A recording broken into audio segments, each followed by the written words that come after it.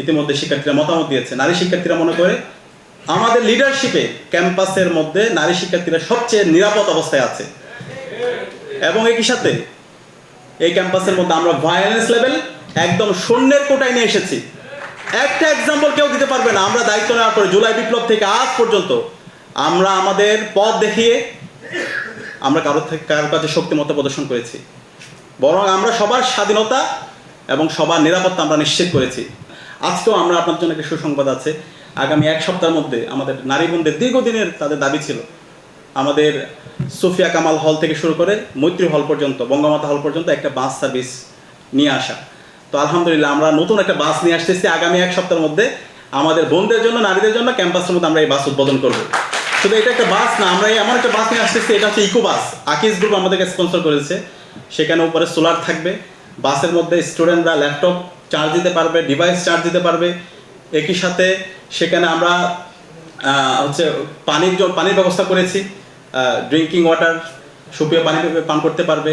এখানে fire box আছে এবং ফার্স্ট এইড, কেউ যদি অসুস্থ হয়ে যায় তাদের জন্য বক্স আছে। বিভিন্ন ধরনের আমরা আধুনিক ফেসিলিটিস এখানে রেখেছি।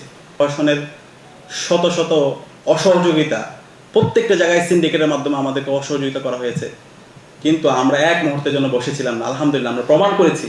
এখন শিক্ষার্থীদের মতামত নেন, 93% স্টুডেন্টরা মনে করে আমরা দায়িত্ব নেওয়ার পরে ক্যাম্পাসের মধ্যে শিক্ষার্থীদের পড়াশোনার পরিবেশ আগের চেয়ে অনেক গুণ বেড়েছে।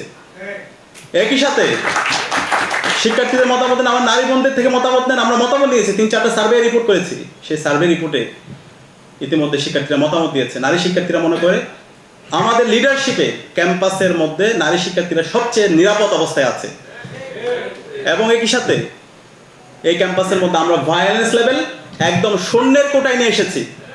একটা এক্সাম্পল কেউ দিতে পারবে না আমরা দায়িত্ব নেওয়ার পরে জুলাই বিপ্লব থেকে আজ পর্যন্ত আমরা আমাদের পথ দেখিয়ে আমরা কারোর কাছে শক্তিমত্তা প্রদর্শন করেছি, বরং আমরা সবার স্বাধীনতা এবং সবার নিরাপত্তা আমরা নিশ্চিত করেছি। যে আমার সমালোচনা করেছে আমি তারও অধিকার নিশ্চিত করেছি, আবার যে আমার সমর্থক আছে তারও আমি আমার সার্বিকভাবে আমি নিরাপত্তা নিশ্চিত করেছি। এবং আমরা এই বিশ্ববিদ্যালয়ের নিরাপত্তার জন্য এবং একটা স্বপ্নের ক্যাম্পাস বিনির্মাণ করার জন্য আমরা কাজ করে যাচ্ছি। এবং আলহামদুলিল্লাহ এত অসহযোগিতার পর বিশ্ববিদ্যালয় প্রশাসন থেকে আমাদেরকে এখন পর্যন্ত বাজেট দেওয়া হয় নাই। আমরা দেখতে পাই এর আগে 2019 সালের যে ডাকসু হয়েছিল সেই সময়ও প্রায় 2 কোটি টাকার অধিক বিশ্ববিদ্যালয় থেকে ফান্ড দেওয়া হয়েছিল। আজকে আমরা দায়িত্ব নেওয়ার 11 মাস পার করছি, এখন পর্যন্ত আমাদেরকে 25 লাখ টাকা দেওয়া হয়েছে। তো আমরা বলেছি এই ফান্ড আমাদের দরকার নেই, এই ফান্ড তোমাদের ফান্ড তোমরা রেখে দাও।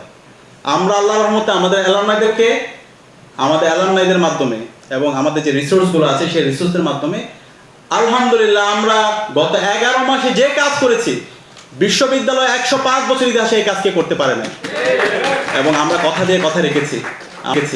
আমরা সেই সমাজে দেখতে পাই সবসময় আমাদের নেতৃত্ব ভাঙ্গার কাজে জড়িত, কিন্তু আমরা গড়ে দেখিয়েছি কিভাবে করতে হয়।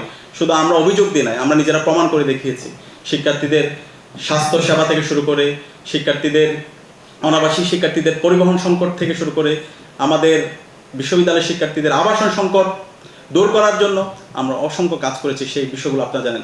আজকেও আমরা আপনার জন্য একটা সুসংবাদ আছে, আগামী এক সপ্তাহের মধ্যে আমাদের নারী বোনদের দীর্ঘদিনের তাদের দাবি ছিল আমাদের সুফিয়া কামাল হল থেকে শুরু করে মৈত্রী হল পর্যন্ত, বঙ্গমাতা হল পর্যন্ত একটা বাস সার্ভিস নিয়ে আসা। তো আলহামদুলিল্লাহ আমরা নতুন একটা বাস নিয়ে আসতেছি আগামী এক সপ্তাহের মধ্যে আমাদের বোনদের জন্য, নারীদের জন্য ক্যাম্পাসের মধ্যে আমরা এই বাস উদ্বোধন করব। শুধু এটা একটা বাস না, আমরা এমন একটা বাস নিয়ে আসতেছি, এটা হচ্ছে ইকো বাস। আকিজ গ্রুপ আমাদেরকে স্পন্সর করেছে।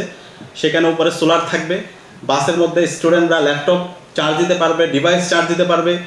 একই সাথে সেখানে আমরা